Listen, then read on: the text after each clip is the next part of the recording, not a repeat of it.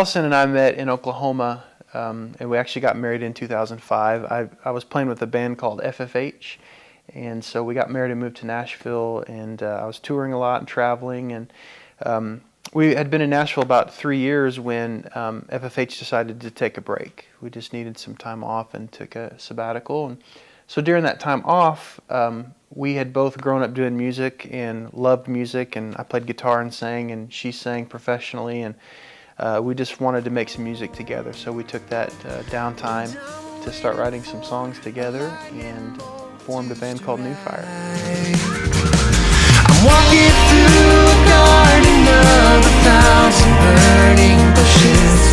I'm looking up to heaven for a sign.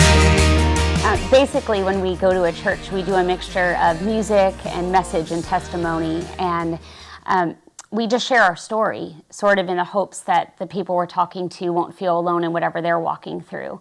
And our story is basically that for the first 7 years of our marriage, we walked through a tremendous amount of loss and brokenness and hurt, infertility and miscarriages and death, and just things that rocked our faith to the very core. And we had to start over in a way. We had to go back and look at what Scripture says about God and the character of God and His faithfulness. And what we realized is in the middle of our hurt and brokenness, we lost sight of the healer, the one person that could bring us back to where we were when we started. So that's basically what we want to encourage people with when we go to churches, is that even though we lost sight of God, He never let go of us. And He has been so good to us, and in His kindness, He has brought us through so many valley times, and we just want to make sure other people don't feel alone when they're walking through some of those things. And that's basically what our new album covers. It says that God doesn't replace those things that are broken. He creates something beautiful and new and so much better than we could have ever imagined when we started. Oh, the water is deep, so lay all your burdens here.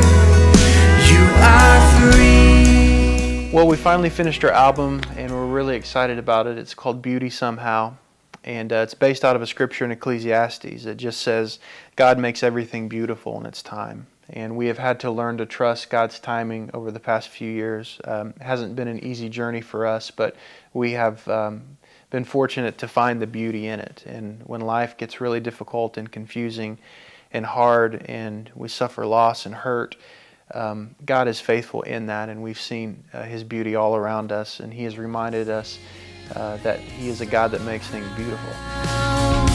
I see beauty somehow. Through grace I have found there is beauty somehow. We are so lucky that we have maintained really great relationships with the churches and the people that we've met on tour and through our ministry, and people have been so kind to say, we have never stopped praying for you guys. We believe that you are going to have a family and we're standing with you. And now we tell people, be careful what you pray for, because we have 2 beautiful baby girls, 10.5 months apart, one that just turned 18 months and one that is 7 months, and we never sleep, and we hope that we will make it to your service on time without our 2 babies screaming during your worship time.